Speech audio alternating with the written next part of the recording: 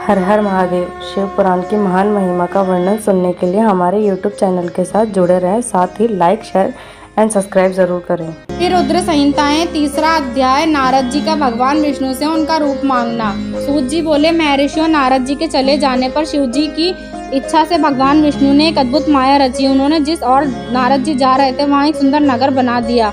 वह नगर बैकुंठ लोक से भी अधिक रमणीय था। वहाँ बहुत सारे विहार स्थल थे। उस नगर के राजा का नाम शीलनिधि था। उस राजा की एक बहुत सुंदर कन्या थी। उन्होंने अपनी पुत्री के लिए स्वयंवर का आयोजन किया था। उनकी कन्या का वरण करने के लिए उत्सुक बहुत से राजकुमार पधारे थे।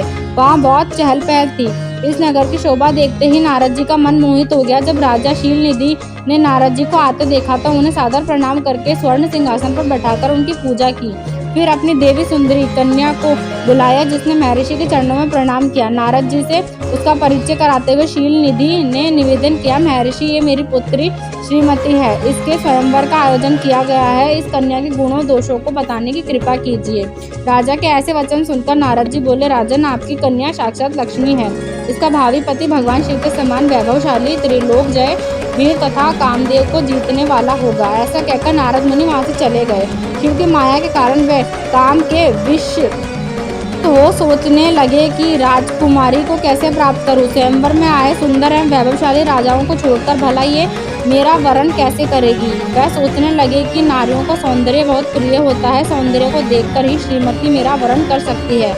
ऐसा विचार कर नारद जी फिर विष्णुलोक में जा पहुंचे और उन्होंने राजा शीलनिधि की कन्या के स्वयंवर के बारे में बताया तथा उस कन्या के साथ विवाह करने की इच्छा व्यक्त की। उन्होंने भगवान विष्णु से प्रार्थना की कि वह अपने रूप उन्हें प्रदान करे ताकि श्रीमती उन्हें ही वरे। सूत जी कहते हैं, महर्षि नारद मुनि की ऐसी बात सुनकर भगवान मधुसूदन हंस पड़े और भगवान शंकर के प्रभाव का अनुभव करके उन्हें इस प्रकार उत्तर दिया। भगवान विष्णु बोले, हे नारद, वह आप अवश्य जाए। मैं आपका हित उसी प्रकार करूँगा जिस प्रकार आप पीड़ित व्यक्ति का श्रेष्ठ वैद्य करता है, क्योंकि तुम मुझे विशेष प्रिय हो। ऐसा कहकर भगवान विष्णु ने नारद मुनि को वानर का मुख तथा शेष अंगों को अपना मनोहर रूप प्रदान कर दिया। तब नारद जी अत्यंत प्रसन्न होते हुए अपने को परम सुंदर समझकर शीघ्र ही स्वयंवर में आ गए और उस राज्य सभा में बैठ गए। उस सभा में रुद्रगण ब्राह्मण के रूप में बैठे हुए थे।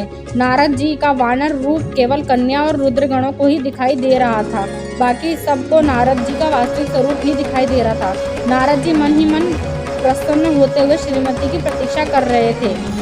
हे ऋषियों, वह कन्या के हाथ में जयमाला लिए की सखियों के साथ स्वयंवर में आई। उसके हाथों में सोने की सुंदर माला थी। वह शुभ लक्ष्मणा राजकुमारी लक्ष्मी के समान अपूर्व शोभा पा रही थी। नारद मुनि का भगवान विष्णु जैसा शरीर और वानर जैसा मुख देख वह कुपित हो गई और उनकी ओर से दृष्टि हटाकर मनोवांछित वर की तलाश में आगे चली गई। सभा में अपने मनपसंद वर को पाकर वह उदास हो गई।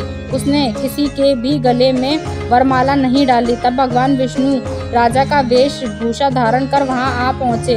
विष्णु जी को देखते ही उस परम सुंदरी ने उनके गले में वरमाला डाल दी। विष्णु जी राजकुमारी को साथ लेकर तुरंत अपने लोक चले गए। ये देखकर नारद जी विचलित हो गए। तब ब्राह्मणों के रूप में उपस्थित रुद्र गणों में नारद से कहा, हे नारद जी, आप व्यर्थ ही काम से मोहित हो सौंदर्य के बल से राजकुमारी को पाना चाहते थे। पहले जरा अपना वानर के समान मुख तो देख लीजिए। सूत जी बोले, यह वचन सुनकर नारद जी को बड़ा अत्यंत आश्चर्य हुआ। उन्होंने दर्पण में अपना मुख देखा।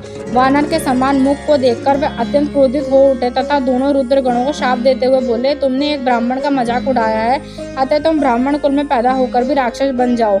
यह सुनकर वह शिवगण कुछ नहीं बोले, बल्कि इसे भगवान शिव की इच्छा मानते हुए उदासीन भाव से अपने स्थान को चले गए और भगवान शिव की स्तुति करने लगे। शिव पुराण की आगे की महिमा सुनने के लिए हमारे चैनल से जुड़े रहें।